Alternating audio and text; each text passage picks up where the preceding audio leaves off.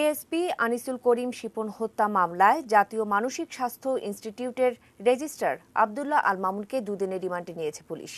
30% কমিশনের জন্য শিপনকে ওই হাসপাতালে নিয়ে যাওয়ার পরামর্শ দেন মামুন। মানসিক চিকিৎসার নামে রোগীকে নিয়ে এভাবেই নির্যাতন করেছিল মাইন্ডেড হাসপাতালের কর্মকর্তা কর্মচারীরা।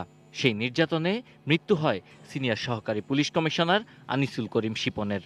সরকারি হাসপাতালে ভালো চিকিৎসা হবে না একথা বলে কমিশনের লোভে শিপনকে মাইন্ডেড হাসপাতালে পাঠান জাতীয় মানসিক স্বাস্থ্য ইনস্টিটিউটের রেজিস্ট্রার আব্দুল্লাহ আল মামুন।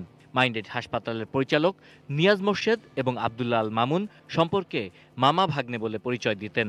দায় এড়াতে মৃত জেনেও নিহত শিপনকে নিয়ে হৃদরোগ হাসপাতালে যান মামুন।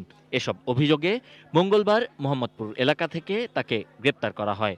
ভালো মানের রোগী যখন আসে সেটাকে সে করে টেলিফোন করে ওই অবৈধ ক্লিনিকে উনি পাঠিয়ে দেন, যে ক্লিনিকে উনি আবার এখানে চিকিৎসা করেন। শুধু এটা না, আরও কয়েকটা হাসপাতাল আছে মানুষ মাইন্ড ওয়েল, আবার সে টাঙ্গাইল গিয়েও করেন, সেটা হলো ঢাকা ক্লিনিক। তাহলে কি সরকারি হাসপাতালে বেটার হয় না?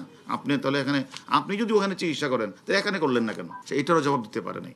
পুলিশ দাবি করছে জাতীয় মানসিক স্বাস্থ্য ইনস্টিটিউটে চিকিৎসা সেবা দেওয়ার চেয়ে আব্দুল্লাহ আল মামুনের আগ্রহ ছিল বেসরকারি হাসপাতালের দিকে।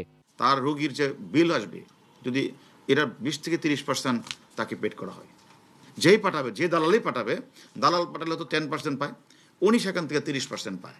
ওই 30%-এর লোভে এখানে বেটার ট্রিটমেন্ট না দিয়ে রোগীটাকে পাঠায় দেওয়া ইলিগেল ক্লিনিকে, সেখানে উনি নিজেও সেখানে প্র্যাকটিস করেন। 20 থেকে 25 জনের মধ্যে দালাল গ্রেপ্তার করেছি এবং এই অবৈধ হাসপাতাল রয়েছে তাদের আমরা ডাটা কালেকশন করছি। ফলে আমরা স্বাস্থ্য অধিদপ্তরকে আমরা ইনফর্ম করব, তাদেরকে সাথে নিয়ে আমরা এগুলি বন্ধ করার ব্যবস্থা করব। এই মামলায় এর আগে হাসপাতালের পরিচালক নিয়াজ মোর্শেদ সহ এজাহারে থাকা 12 জনকে গ্রেপ্তার করেছে পুলিশ। দেশের বাইরে থাকায় 3 আসামি এখনো পলাতক। Sabbir Ahmed, ATN news, Dhaka.